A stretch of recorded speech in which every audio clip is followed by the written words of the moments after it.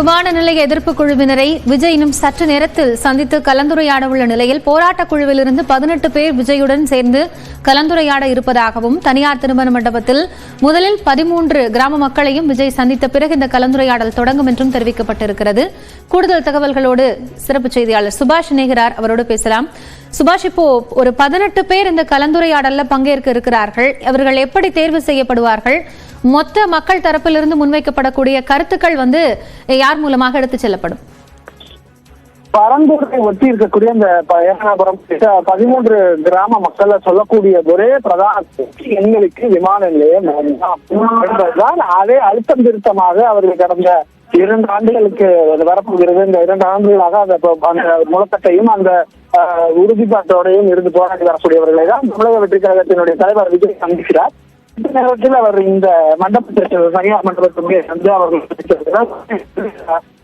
விவசாய சங்க பிரதிநிதிகள், அந்த ஊர் மக்கள், ஊர் தலைவர்கள் இப்படி அவரை சந்தித்திருக்கிறார்.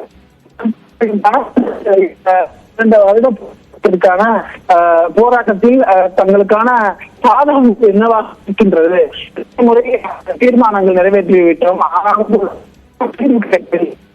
அவர்கள் பேசுவதும் விஜய் அவர்களிடம் என்ன சொல்ல போகிறார் என்பதும் முக்கியத்துவம் வாய்ந்ததாக பார்க்கப்படுகிறது.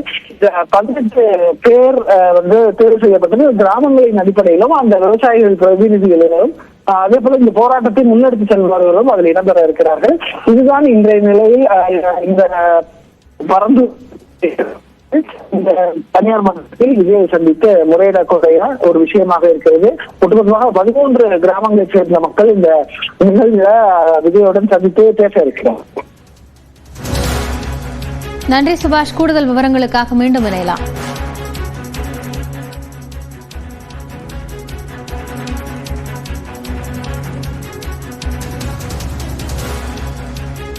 தாவேக தலைவர் விஜய் தங்களது கிராமத்திற்கு வருவது உத்வேகம் அளிப்பதாக போராட்ட குழு தலைவர் சண்முகம் தெரிவித்துள்ளார்.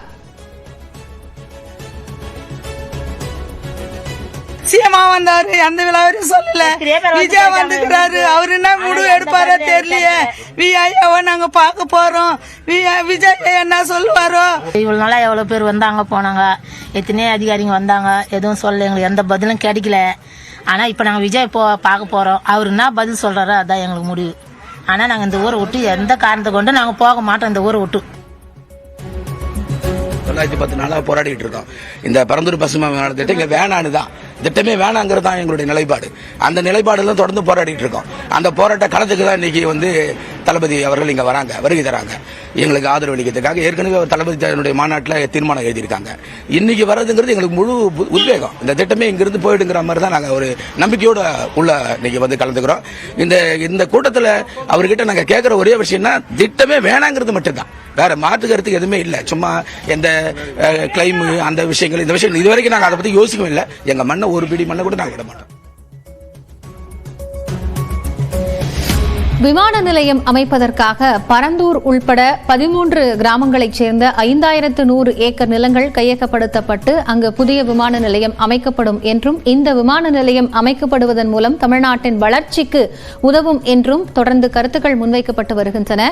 ஆனால் போராட்ட குழுவினர் கிட்டத்தட்ட 900 நாட்களை கடந்து தங்களுடைய பல்வேறு கட்ட பல்வேறு வடிவிலான போராட்டங்களை முன்னெடுத்து வருகிறார்கள். பரந்தூர் விமான நிலையம் அமைந்தால் தங்களுடைய வாழ்வாதாரம் பாதிக்கப்படும், சொந்த மண்ணை விட்டு தாங்கள் எங்கும் போவதாக இல்லை என்று கூறி தேர்தல் உட்பட பல்வேறு விஷயங்களை அவர்கள் புறக்கணித்து தங்களுடைய எதிர்ப்பை வெளிப்படுத்தி இருந்தார்கள். இந்த நிலையில் தமிழக வெற்றி கழக தலைவர் விஜய் சரியாக 12 மணிக்கு போராட்ட குழுவினரை சந்திக்க இருக்கிறார். தமிழக அரசியல் களத்தில் விஜயனுடைய கட்சி தொடங்கப்பட்ட பிறகாக அவர் மக்களை சந்திப்பது, மக்கள் பிரச்சனைகளுக்கு குரல் கொடுப்பது போன்ற பல்வேறு விஷயங்கள் தொடர்பாக பல எதிர்மறையான கருத்துக்களும் விமர்சனங்களும் அவர் மீது முன்வைக்கப்பட்டன. சமீபத்தில் நடைபெற்ற அந்த வெள்ள பாதிப்புகளுக்கான நிவாரண உதவிகள் கூட மிகப்பெரிய பேசு பொருளாக மாறியிருந்தது. இந்த நிலையில் பரந்தூர் மக்களை விஜய் சந்திக்கக்கூடிய நிகழ்வு என்பது அரசியல் களத்தை தாண்டி தமிழக வெற்றி கழகத்தினுடைய ஒரு பக்கத்திலிருந்து பார்க்கும் பொழுது அவசியம் விஜய் இது போன்ற ஒரு போராட்ட களங்களில் பங்கெடுக்க வேண்டிய ஒரு சூழல் ஏற்பட்டிருக்கிறதா அப்படிங்கிற ஒரு கேள்வி எழுந்திருக்கிறது. இந்த போராட்டத்தில் பங்கேற்றிருக்கக்கூடிய மக்களினுடைய கருத்தை விஜய் எப்படி அடுத்த கட்டத்திற்கு எடுத்து செல்வார் என்பது போன்ற கேள்விகளும் எழுந்திருக்கின்றன. தொடர்ந்து செய்தியாளர்கள் களத்திலிருந்து அண்மை செய்திகளை வழங்கி வருகிறார்கள். தற்போது நம்மிடையே செய்தியாளர் ரகுவரன் இணைகிறார். அவரோடு பேசலாம்.